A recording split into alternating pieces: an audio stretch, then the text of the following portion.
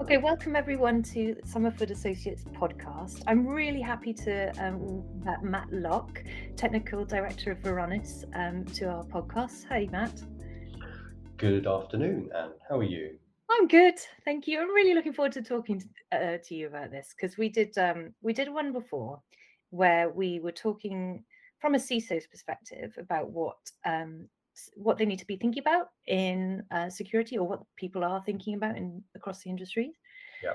And then we were having a chat on our QBR the other day and realized that actually at the moment CFOs are massively within that decision chain as well, especially post-pandemic, when I think cash is tighter across organizations, and hmm most security investments are going through them too. Yeah. But as a CFO, and we know a few, do, does the jargon and the security world, is it clear, or is it very opaque? And I'm leaning towards it's probably quite opaque. So we decided to have a podcast from a CFO's perspective, about what to ask and how to get the most value out of their security products. So if some cost approval comes across your desk, what should you be looking at? Yeah. No, So absolutely. So we've seen it more and more and more lately. It's like you say, everybody's trying to look at all the pennies that are being spent, and inevitably it will land on a CFO's desk. And it is you're right. It's jargon busting at times, just trying to understand, what it all means. So yeah, I mm, think this should be quite useful for a lot of people out there. yeah, and from our perspectives, no, we're not finance directors. So I'm not going to teach a finance director how to suck eggs. We're coming from the technical security perspective, where it's hard even for someone like yourself who's been around for 20 years in this industry, Mm. if a new player comes along, a new vendor, to kind of work out where they sit and what they're doing and what their value is. So, it's not the easiest of industries to kind of job and bust through, is it? No, no, Cybersecurity. not. Okay, so what we're going to do, for listeners, we're going to go through some costs and risks of a security incident so you can see what the costs and risks are. And then we have a general discussion, ranging quite a few unstructured points, I'm afraid, but all very valid, of when a security solution comes across your desk, what what should you ask about, particularly for security solutions. Mhm. So let's get cracking then. What are the costs and risks of a security incident? What are the costs and the risks? Well, the costs, I think we're all aware now, the costs can be astronomical at times. I was reading an article only yesterday, actually, about the costs of ransomware, for example. And I think in 2020, globally, the highest um, um, that had been paid was about $10 million. But now we understand that in 2021, there's been a ransom paid that's north of $40 million. Mm. Now, I don't want to terrify people, but I think the point here is that the costs of an incident can be very, very large. I mean, of course, it's a monetary thing if you think about ransomware. The clue's in the title. There's a ransom associated with it, but of course, it's all the knock-on effects of this. It's the costs of getting things back up and running, about getting BAU in action as quick as possible. Obviously, there's brand, there's all sorts of aspects of costs associated with it. So um, it it will inevitably, if there is a breach, if there is an instance, it will inevitably get to the CFO at some point because there will be money involved. Yeah. And in terms of, do organizations always pay the ransom? Or is there a route to go where you just back up quickly? Or how does it work? Well, I mean, that's the $1 million, pardon the pun, that's the $1 million question. From my perspective, you should never pay the ransom because if you keep paying the ransom, then there's money to be made in it. So it's a bit of a chicken and egg situation. Not organizations pay the ransom. They need to do a risk assessment, really. And the risk assessment shouldn't be done at the point that the ransomware is underway. It should be Yeah. done prior to that, of course. Um, but yes, I mean, there are there are steps, there are, things that you can put in place to mitigate the impact, to mitigate the exposure, the risk. Um, Backup is huge, but we could talk about ransomware all day. The thing about ransomware is, ransomware has become weaponized now. It used to be an opportunistic. If you go back to the days of WannaCry, it was, I'm going to send a phishing email and hopefully someone will click on it and it will encrypt their machine, and then I'll ask them for some money and I'll give them a key to decrypt it.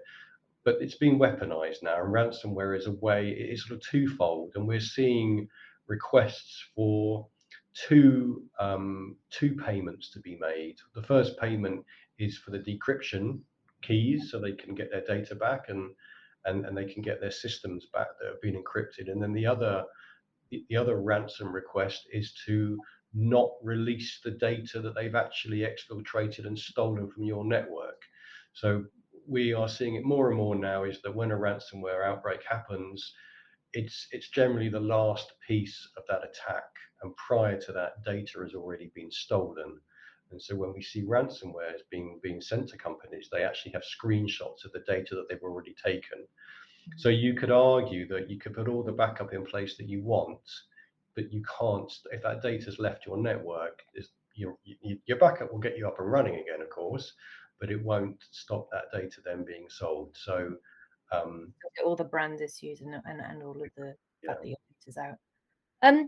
Yeah, so we often think of security incidents as just not a flash in the pan, sounds awful, a transient thing that's happening now. But actually, it sounds like the attack can happen a long time in the background, then the ransom, and then actually you need to make sure that it doesn't persist afterwards as well, that you've cleaned yourself up nicely. yeah. Do you have an example of? Yeah, no, we've seen it. We see it a lot. We see it a lot, and there's a technique called establishing persistence. And establishing persistence is basically giving yourself a backdoor to go back and create more chaos or whatever jobs you want to undertake.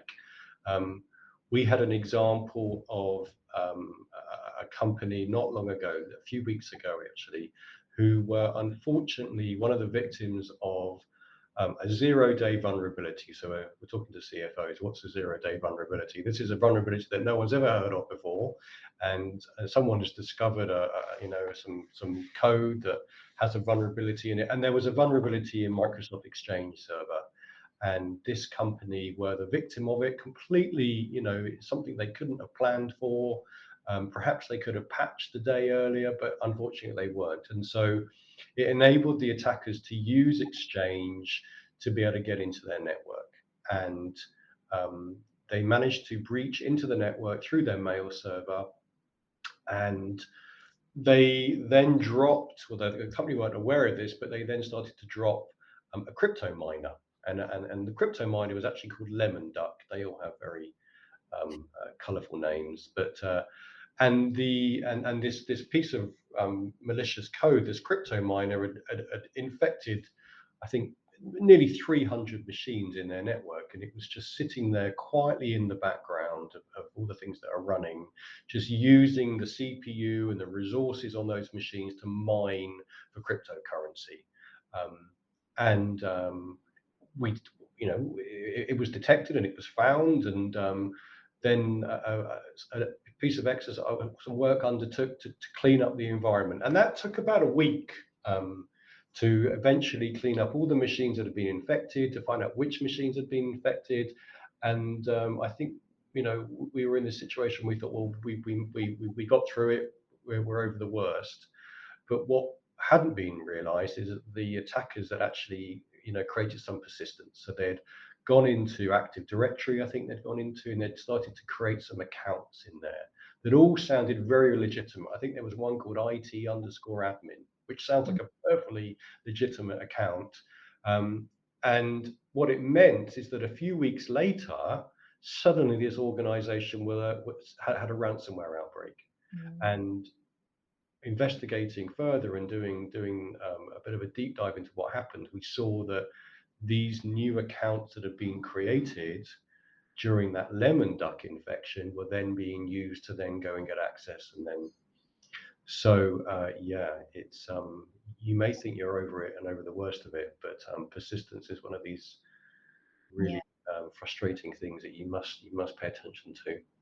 Yeah. So, and tools like Varonis, I don't want to be a salesy pitch. Do you Sure. catch those kind of crypto miners and any weird, It all comes down to visibility at the yeah, end of the day. And ability? if you've got visibility looking at these things and you've got some sort of intelligence interpreting it, then you're in a much better position to be able to Mm. identify and detect this stuff. So yeah. Yeah. See, the thing with security, it's always just a big insurance, and in a way, the risk and the amount of ransomwares that we're seeing across the world um, really just makes that insurance seem more cost effective in a way. Well, yeah, you're right. I mean, no one likes spending money on insurance, whether it's a cat or a caravan or a dog or a holiday. It's one of Mm, the necessary evils that we have to spend money on.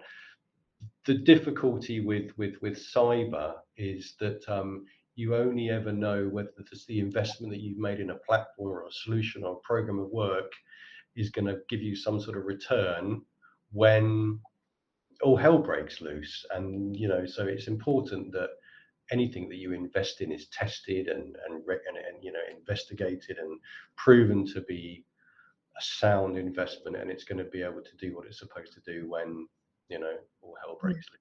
So yeah. Well, more on that later, actually, because I want to move to, because we do have a point about what CFOs need to think about are we getting the most out of our investments that we got already. yeah, Um, so let's say now let's go on to the phase where we're talking about a security solution comes across my desk. I have the final say as a chief finance officer, lucky me, about whether we should be investing in this solution. Um, what should I be asking? Now, I personally, although I've been a director, I've not been a director with spend like this. So I asked someone who was, and they said to me that they would ask if it can be used for all the regulations within the industry that they were working for. Is it value for money? Would it create efficiencies? And they would want assurance of a track record of effectiveness of that vendor and how it would add value to their business in particular. So I thought that was quite a comprehensive answer, really. They're looking into, like, is it meeting my regulations? Is it value for money? Can it improve things? Has yeah, it got a track record? Is this like one of these new ones which could well be called Lemon Duck and is very fancy and yeah, in the garage, or has it got years behind it of success? yeah, yeah. I mean, this is all really sensible. This is about doing your due diligence, isn't it? Really. Mm, Um, so the first point about regulation, I mean, it's a CFO should have a reasonable idea of the regulations that they are mandated to adhere to, yeah. and they should have a pretty good grasp of that. Value for money, of course, efficiencies, all of these things, assurance that it's going to work. We talked about that before. Its effectiveness and all of this. Um, any solution that's going to be invested in, all of these should be part of that initial um, proof of concept, I guess, or that project, and they should be literally ticked off. And if they're not, if a CFO is asking those questions and not having answers to them instantly, then you could argue that perhaps the due diligence wasn't done in the first place to make sure. Some Um, of that. So we said we wouldn't teach people to suck eggs. So I mean, I suppose the things that are kind of the obvious CFO things would be that, assume you've got quotes from many of these vendors. Like, yeah, yeah. yeah, of course, And but then let's go on to well, what's the impact of doing it now, or can I push it to later? yeah. How Yeah. about security specific or technology specific questions? Yeah, no, it's a really good question. And what would be the impact of not doing this now? We've got budget cycles coming up at the end of the year, or we've got other constraints in terms of, we're in a pandemic and everything's a little bit tight. What would be the impact of not doing this now? And to a certain degree, you have to rely on your experts within your organization to give you a clear answer to that. Um, But there's going to be, a few instances that's going to answer that. For example, we are failing an audit, and we've continued to fail an audit, and now it's got to the point where the regulators are demanding that we fix it because otherwise we can't transact in a certain country, or I can't process certain types of information. That would be a valid reason that we have to do something now. There may be a compliance matter. There may be, a known risk. It may be a vulnerability, or it may be something that we're now aware of in the industry, and other organisations have been compromised or been breached because of it, and it would be irresponsible for us not to address it now that we know it. Mm. Uh, but it's a very valid question, and you know IT, you know, IT love these solutions because generally they make their lives easier, and IT will always try and know, oh, we need it, we need it, we need it because it will make us more efficient in this, and that is perhaps a concrete enough answer to say why we need to do it right now. And there's absolutely no reason why CFO shouldn't be pushing back on them, saying, well, you've survived for 6 months doing it this way. Can we not look at this in 6 months' time and then work out whether it's actually going to be efficient for us to Mm. invest in this? Mm. So it's a very valid question. What would be the impact of not doing it right now? Mm. And the flip on that would be that if you push the can down the road too long, you might be behind. Like, say, I mean, I don't think people could have ever predicted the pandemic, but those who are further along their cloud migration journey, technically, and perhaps had been able to get on with it faster and hadn't been blocked, perhaps on financial reasons, were in a very much better position when Yeah, everyone had to be sent home. yeah, But then on that, actually, they need to look at whether it's technologically future-proof as well. Like, is it ready for, there's perhaps they're aware of the cloud migration going on in yeah, the business. yeah. Is this solution ready for that, or is it kind of old school on data Yeah. centers? Yeah. Is it future proof? Yeah, absolutely. Is it future proof? Is it something that's going to fix a problem now but will become superfluous in, 6 months' time or a year's time? Um, Lots and lots of the solutions that CFOs are asked to invest in are subscription-based licensing, which makes it a little bit easier when you Mhm. look at things like future proofing. Perhaps we need a solution for the next 12 months, but beyond that, we don't. But the problem with that is when you start to invest in these solutions, there's all the activities that have to go around it. There's the provisioning the environment, there's the training of the staff, and all of that involves costs and time and hours to be able to get up to speed to be able to use it. So perhaps we could get away for 12 months by not doing anything, and then in 12 months time we invest in something that is going to be future proof.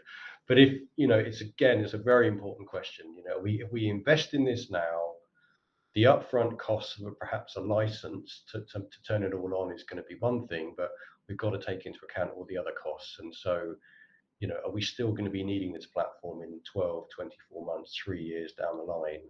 Mm. Do we see it growing with us as a business in terms of our direction? And does it fit in with our strategy as a company in terms of how we're going to process information and function IT as a whole?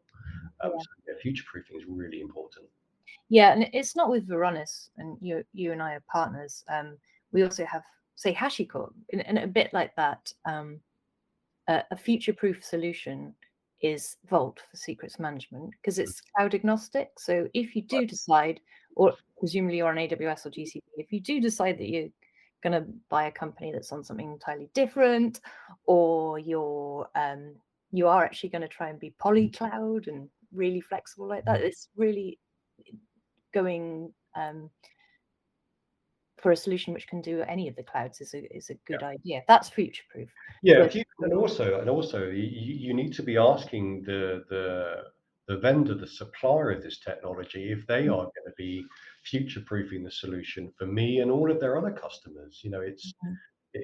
They have a responsibility to make sure that a solution that they provide is going to be flexible enough to take on all sorts of other, like you say, different cloud stores and different applications that companies are going to start using in the future. So again, you should be pushing it back on the vendor and saying, okay, so you do this now, but in the future we might be moving to AWS, we might be moving to G Suite, or we might be moving to, are you going to be able to provide me some level of assurance that you've got a roadmap that's going to cover this as well? Mm.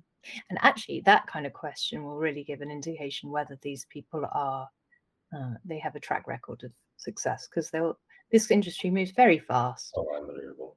If they've been through a couple of those iterations or sea changes in the way the industry does it, then Mm.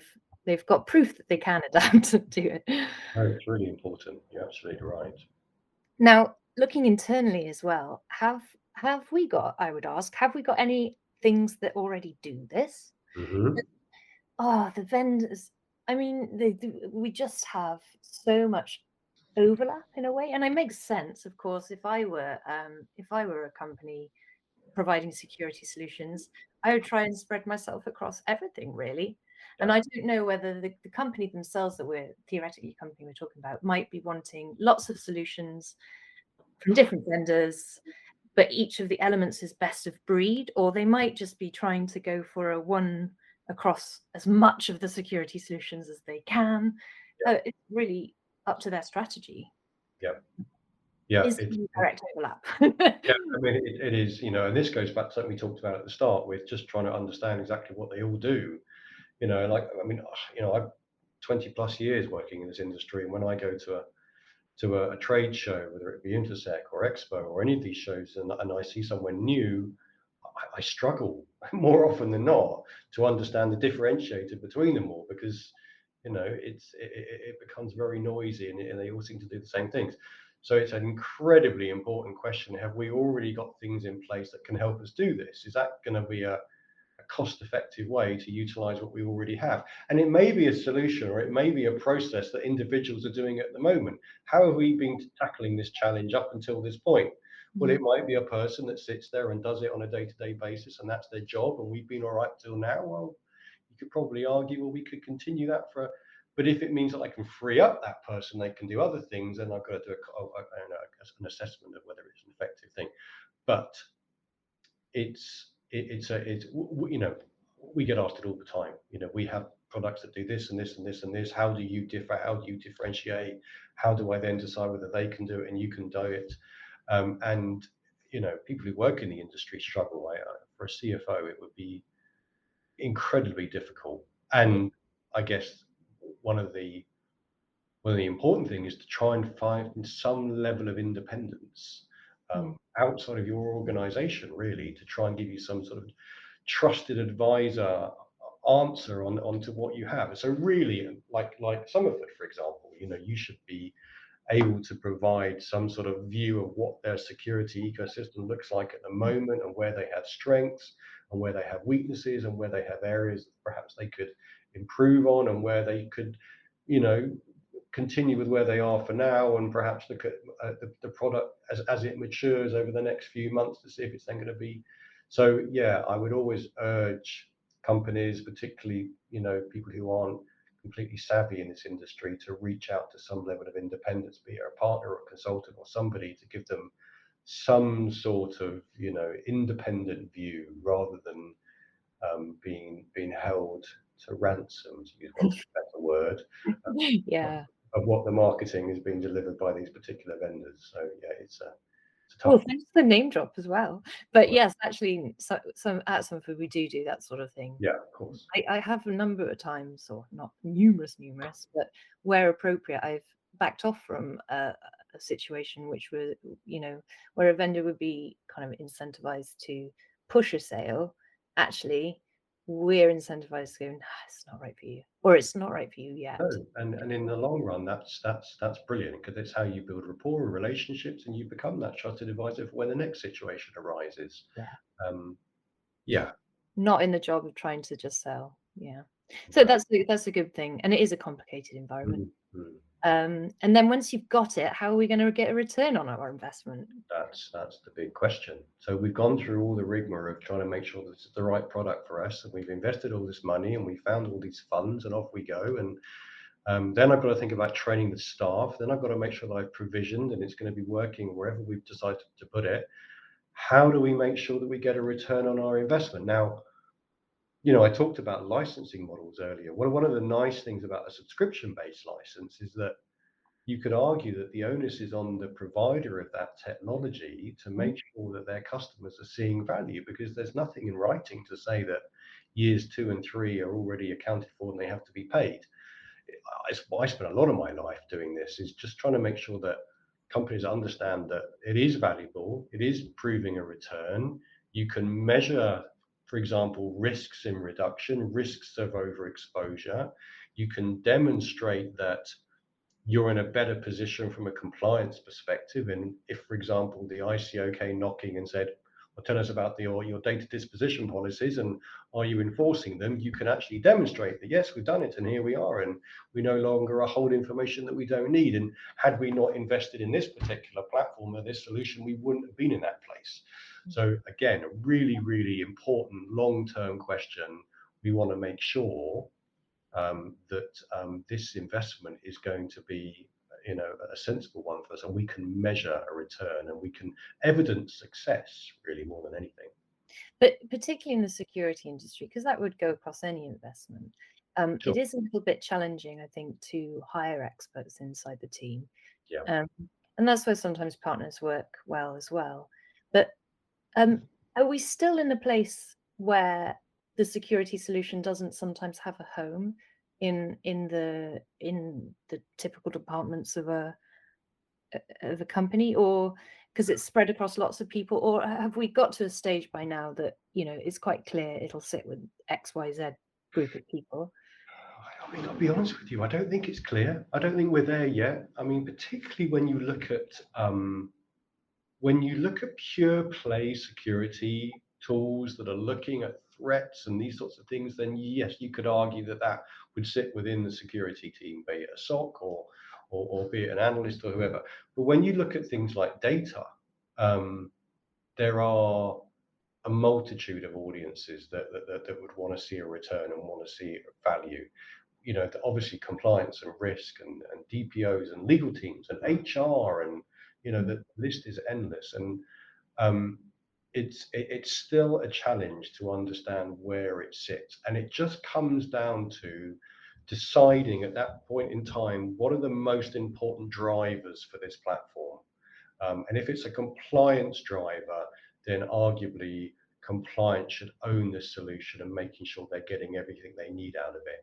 If we've invested in a data solution to make sure that we can mitigate against ransomware or someone stealing that information, and again, you could argue that security need to own it. If we are in a position where we've invested in a data platform, that's about perhaps migrating to the cloud, or then you could argue that perhaps infrastructure should be the primary, holders and owners of this platform. Mm. And then you will also inevitably end up in situations where you have multiple audiences who would own part of it, and that's where it gets a bit more complicated. So I don't envy those organisations that find themselves in the situation where they have something that can satisfy so many different issues that they have. Who's going to own it? Yeah.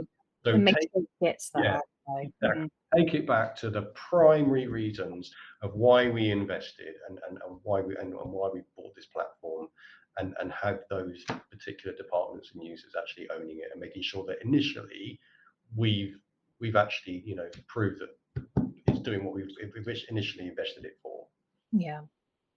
I suppose if a CFO is lucky enough to have been in a post for a while, Hmm. um, they might be able to look back in their kind of, I don't know how they keep their archives about, I was sold this thing 2 years ago on a 3-year return of investment. Sounds Yeah, really similar to this one. How has that one gone? yeah, It would be really, really powerful if they had the ability to do that. And yeah, we'll yeah. see. That's got to be quite hard, hasn't it? But they're well within their rights to ask these Oh, for difficult sure. Yeah, definitely. Especially with that security solution where it is hard to questions. find the experts. Mm, mm, And sometimes it's hard to find out where the thing should live. yeah. No. Yeah. Um, anything else people should think about? Um, well, we sort of touched on it, but the other thing is there are always going to be extra costs Mm, associated with investing in a platform or a solution or a program of work. Um, Obviously, there's the staffing, there's the training, there's the making sure that the right people understand how to use it, because if you're trained and you've gone through that exercise of becoming an expert in that system, then you're going to get the most from it. Uh, Mm. there's been many instances where I know companies have invested in a platform and didn't realize it did all these other things for them. They just didn't have the expertise to understand how it works. And that's a real failing from the vendor, the provider, but also themselves as well. So you need to think about the costs in terms of actually managing it and operationalizing it. And of course, the other costs as well is actually where it's going to reside, whether it be in a data center. We're all going cloud first now, apparently. I don't think that's really true. I think it's going to be hybrid for many years. But you need to think about where it's going to be located, the fact that the costs associated with keeping the lights on, backing it up. Mm. All of these need to be taken into account. And I think it's fair to say that people who work in the industry, particularly the people who have the platforms and the solutions and the vendors, they tend to forget about that. They have their idea of how much something costs, and it's not that expensive. But more often than not, the cost could be double to the actual person Operating buying cost. it. When you Um, actually factor in the people and the where it's stored and yeah, things, like, yeah, yeah. So if yeah. a business case isn't being including those things, you can kind of probably assume that they haven't thought about it, I suppose. No, absolutely. So you must take that into account. And then, again, I think we've touched on it a little bit as well, but also um, the compliance piece, the regulation that we have to adhere to. We really are, well, our arms are being twisted behind our back. We don't have much choice. We've got to do something to be able to prove that we are PCI compliant, or we're Especially up for to the G. world. Yeah, It's a good thing, isn't it? Really, I I can't believe mean, for the vendors, it's great because they think, well, your hands are tied and you've got to do it. Um, but at the same time, there's nothing stopping you interpreting how you should be implementing these policies, and Mm. perhaps this solution isn't going to be the most cost effective way of doing it. So um, implications of not doing it. GDPR is a prime example. We've had typically people think that GDPR is about fining you when you get breached, but that is not the case. I always sort of equate that to turning a light on in a shed at night. Okay, and all the moths gather around that light. It's the Mm. same. I mean, I mustn't call the ICO moths, but if you have a breach, then everyone comes and asks the questions. What did you do? What did you do wrong? Why didn't you do the right thing?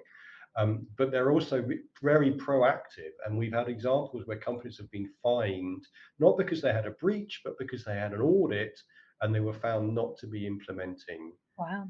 the principles that they should be adhering to in terms of things like data disposition, or how they're processing and securing the information. So um, So they're not just moths; they're also bats.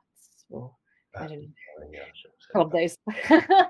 those. Terrible analogy, but I'm trying to get the point across is when Yeah. you have a breach, everyone wants to know about it. And Mm. then you think, right, now we've got to make sure, but actually you need to be proactive in doing Yeah. this, because a breach is, also been many instances of companies who've had a breach and they've been investigated by the regulatory body and they've been found to be doing everything they could have possibly done. And Mm. then there's no fines associated with it Mm. because you were implementing best practice. You didn't know that there was going to be a 0-day vulnerability in Exchange. How would you possibly know? But at No. least you had least privilege, at least you were doing this, and you were able to demonstrate that you mitigated the impact of that breach. Yeah, Yeah, regulations are really key. they are. Oh, well, I think that's given us all a lot of food for thought, specifically for um, what to think about when buying a security solution. Sure. What do you think? I mean, if it's at all interesting for a listener, what would their next steps be to learn more? Well, I mean, every time we engage with anybody, we want to make sure that they have confidence that what they're looking to invest in is actually going to work for them. There are When you look at a cybersecurity solution, particularly data security platforms, particularly data security, there are two aspects. There's the proactive view of what your current estate looks like, and there's the reactive view of what would happen if all hell broke loose. And you should be in a position to test both. if you should make sure that anything you invested in, it's gone through all of the tests, all of the inspection, that it actually has highlighted areas of risk within our environment. Mhm. And it's given us some indication of where we should begin any remediation work, any mitigation activities. It's given us that clear view of what the work ahead of us is going to be, because it's but also, going back to this insurance thing, we've actually tested it. We've actually run through a red team, a blue team, purple team. There's all sorts of colourful things out there, Hmm. but they are exercises where they are pen tests, really, and there are external pen tests, there are internal pen tests, actually making sure that, um, you know, if somebody became the victim of a phishing link and their machine became compromised, or they had their credentials stolen, or somebody piggybacked off the back of their machine because they're working remotely and using a public Wi-Fi, actually run an assessment to see how well we would pick up any, anonymous activity, anything that would warrant a level of investigation, and then make sure that any platform that you're investing in would be highlighting this and lighting up and going, there's something going on, you need to go and look at it. Because that's the only way that you can confidently say that if I buy this insurance policy, I know it will pay out as and when I call on it.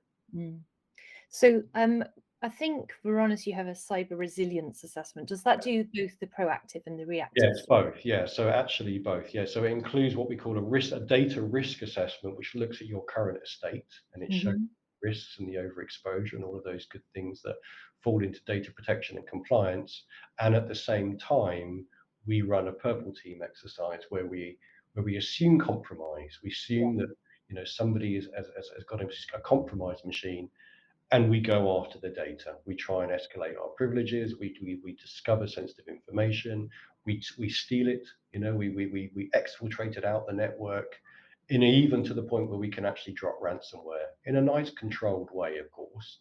Mm. Uh, but all of these are really, really useful exercises for you to see how well your current security stack stands up to it, where you have areas of perhaps, where you don't have visibility, how well your incident response team Yeah, but it's are the people picking it side of it is just as big, isn't it? up. You have Absolutely. all the alerts that you want, but if you're not set up as a team to react, then Yeah, it's going to happen. exactly. And also the other thing, of course, is to prove that the platform works. You Yeah. know, let's prove that this insurance is going to be good for you. Now So, that's free. We also have the Somerford Cloud Security Assessment also, which right, rolls in that as well, but also does a bit of the tool, not tool consolidation, but how are you getting value at what you bought already? okay. Chat too. Okay, that sounds like there's quite a lot to test. Be proactive in your testing and Mm, react however you wish to do it. We can offer some help too on those. But oh, it's been really interesting to talk to you, Matt. Thank you very much for coming. no problem. Or dialing in, I should say. We should do a recording in person one time. We should. I think let's try and aim for that next time. Yeah, and as I said, like for listeners listening, the score, you can get hold of Somerford Associates on my email address, ann.mundy@somerfordassociates.com, or you can contact Matt Locke from Varonis and just reach out. We'd be really interested to talk to you. Sure. Have we missed anything? Indeed, I don't know. Just let us know. Probably, but yeah. I've got a lot to go on though. No, Yeah, but thank you very much, Matt, and no I'll problem. speak to you next time. Thanks, Anne.